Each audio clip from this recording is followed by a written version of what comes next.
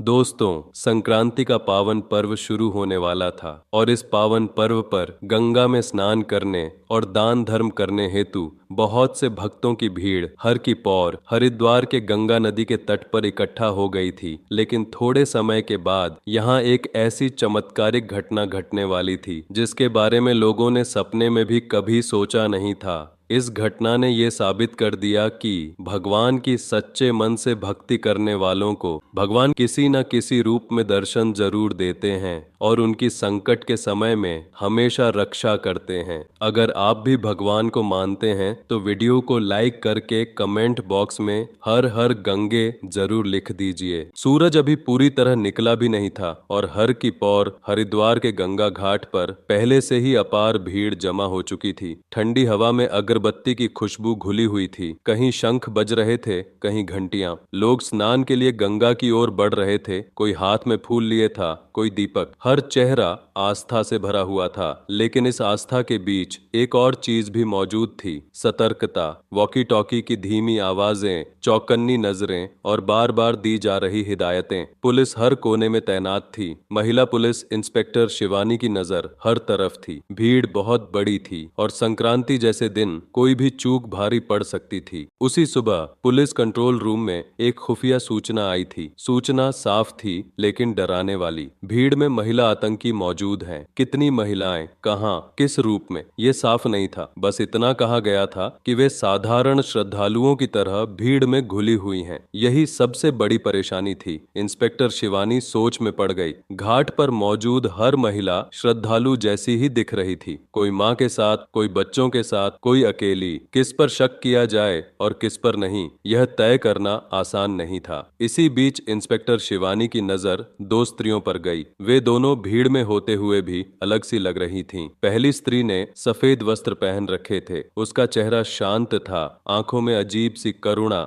जैसे वह सब कुछ देख रही हो लेकिन किसी से कुछ मांग नहीं रही हो। उसके पास से गुजरते लोग अनायास ही धीमे हो जाते थे। कुछ बुजुर्गों ने फुसफुसाकर कहा, गंगा मैया जैसी लगती है। दूसरी स्त्री थोड़ी दूर खड़ी थी। उसका चेहरा गंभीर था, आंखें बार बार सूरज की दिशा की ओर जाती थीं, जैसे वह समय को गिन रही हो। उसके माथे पर हल्की सी रेखा थी जो उसे आम श्रद्धालुओं से अलग बनाती थी। किसी ने कहा, संक्रांति देवी की तरह। पुलिस के लिए यही बातें शक का कारण बन गईं। खुफिया सूचना, भारी भीड़ और समय का दबाव, सब कुछ एक साथ था। इंस्पेक्टर शिवानी को और बड़े अफसरों को यह जोखिम उठाना ठीक नहीं लगा कि अगर यही दोनों संदिग्ध निकलीं और देर हो गई तो हालात बिगड़ सकते हैं। इंस्पेक्टर शिवानी ने आदेश दिया, पकड़ लो इन दोनों महिलाओं को। बिना हंगामा किए, बिना शोर मचाए दो महिला कांस्टेबल ने दोनों स्त्रियों को अलग किया। भीड़ में कुछ लोगों ने विरोध किया, कुछ ने सवाल उठाए, लेकिन पुलिस उन्हें शांत करते हुए आगे बढ़ गई। दोनों स्त्रियां चुप थीं, न डर न गुस्सा, बस एक दूसरे की ओर देखा, जैसे वे पहले से जानती हों कि यह होने वाला है। उन्हें थाने ले जाया गया और उसी वक्त गंगा घाट पर असली आतंकी महिलाएं अब भी भीड़ के बीच मौजूद थीं। थाना बहुत बड़ा नहीं था, लेकिन उस दिन भीतर अजीब सी भारी हवा थी। बाहर से आती गंगा की हल्की सी आवाज यहाँ तक नहीं पहुँच रही थी, जैसे सब कुछ अचानक कट गया हो। दोनों स्त्रियों को एक कमरे में बैठाया गया। साधारण कुर्सियां, सामने एक मेज, दीवार पर भारत का नक्शा और एक घड़ी। घड़ी की सुइयां चल रही थीं, लेकिन समय जैसे थमा हुआ था। एक वरिष्ठ पुलिस अधिकारी सामने बैठा था। इंस्पेक्टर शिवानी भी बाजू में खड़ी थी। उसकी आंखों में थकान थी, लेकिन उससे ज्यादा जिम्मेदारी का बोझ। संक्रांति का दिन था, भीड़ थी, और अगर खुफिया सूचना सही निकली तो एक छोटी सी गलती भी बहुत भारी पड़ सकती थी। नाम, उसने पहली स्त्री से पूछा। स्त्री ने धीरे से सिर उठाया, आवाज शांत थी।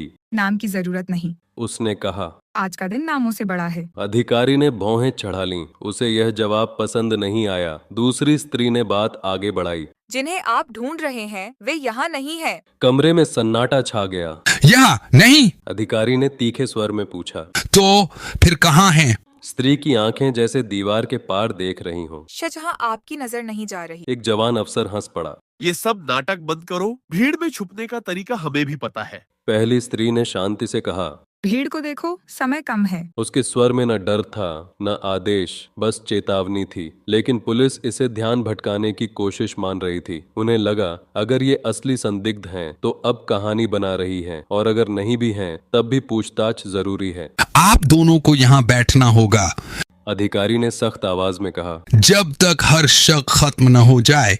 दोनों स्त्रियां चुप हो गईं। कुछ पल बीते। अचानक कमरे का पंखा जो बंद था अपने आप चलने लगा। एक जवान ने स्विच की ओर देखा। स्विच बंद था। ये क्या? वह बुदबुदाया। उसी पल दीवार पर टंगी घड़ी की सुइयां रुक गईं। पूरे कमरे में अजीब सी खामोशी छा गई। कोई कुछ बोल नहीं पाया। और तभी थाने की सफेद दीवार पर जैसे पानी पर तस्वीर उभरती है वैसे ही एक दृश्य उभरने लगा। कोई स्क्रीन नहीं, कोई प्रोजेक्टर नहीं, लेकिन साफ दिखाई दे रहा था गंगा घाट, भीड़, लोग, और उनके बीच अलग अलग जगह खड़ी कुछ महिलाएं। उनके चेहरे सामान्य थे लेकिन आंखों में बेचैनी थी। उनके हाथों की हरकतें असामान्य थीं और उनके हाथ में बॉक्स जैसा कुछ था। एक दूसरे को दिए जा रहे संकेत साफ दिख रहे थे। एक पुलिसकर्मी हड़बड़ा गया। ये लाइव है? दीवार पर दिखता दृश्य बदल रहा था, जैसे कोई ऊपर से सब देख रहा हो। दोनों स्त्रियां अब भी शांत बैठी थीं। दूसरी स्त्री ने बस इतना कहा, अब भी समय है। पूरा थाना सन्न रह गया। थाने की सफेद दीवार पर उभरती तस्वीर अब और साफ हो चुकी थी।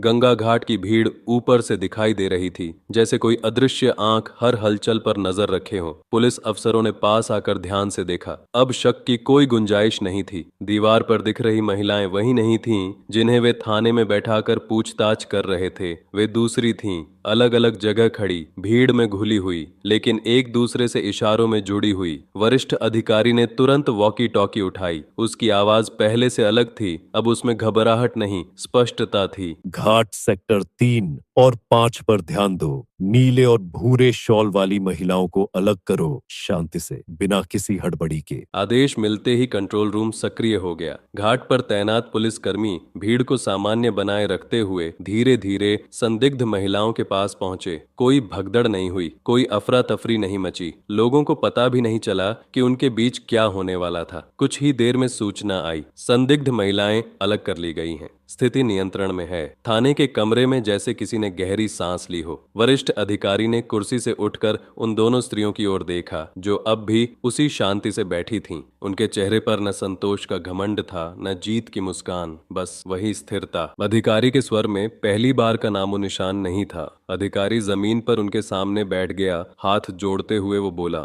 आपने हमें समय पर जगा दिया। पहली स्त्री ने हल्की सी मुस्कान के साथ कहा। जागना पुलिस का काम है, संकेत देना हमारा। अधिकारी बोला, हमसे बहुत बड़ी भूल हो गई। हम आपको पहचान नहीं पाए, आपको थाने तक ले आए। यह कहते हुए उसका गला भर आया। इंस्पेक्टर शिवानी आगे बढ़ी। उसकी आंखों में पश्चाताप साफ था। उसने भी दोनों स्त्रियों के चरणों में सिर झुका दिया।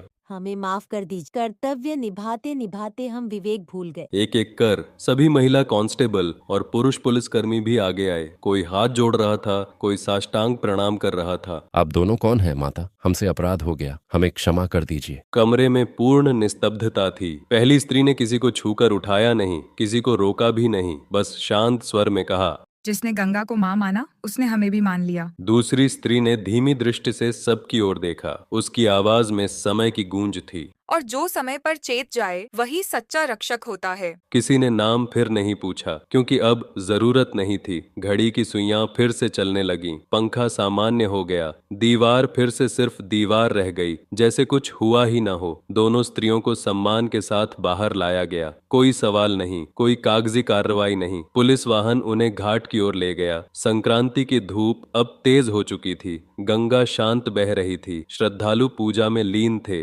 वाहन रुका। दोनों स्त्रियां उतर गई। पहली ने गंगा की ओर देखा, दूसरी ने आकाश की ओर। फिर वे भीड़ में ऐसे विलीन हो गईं जैसे सदा से वहीं रही हों। दूर खड़ा पुलिस अधिकारी उन्हें ओझल होते देखता रहा। आज उसे समझ आ गया था, सुरक्षा सिर्फ वर्दी या हथियार से नहीं होती, कभी विवेक से होती है और कभी श्रद्धा से। संक्रांति केवल पर्व नहीं है, वह परीक्षा है। अहंकार और विनम्रता के बीच, शक और आस्था के बीच, और सही पहचान के बीच सही नमन की। शक्ति कभी शोर नहीं करती, आस्था कभी मजबूरी नहीं होती, और चमत्कार तभी दिखाई देता है जब इंसान सुनने और समझने को तैयार होता है।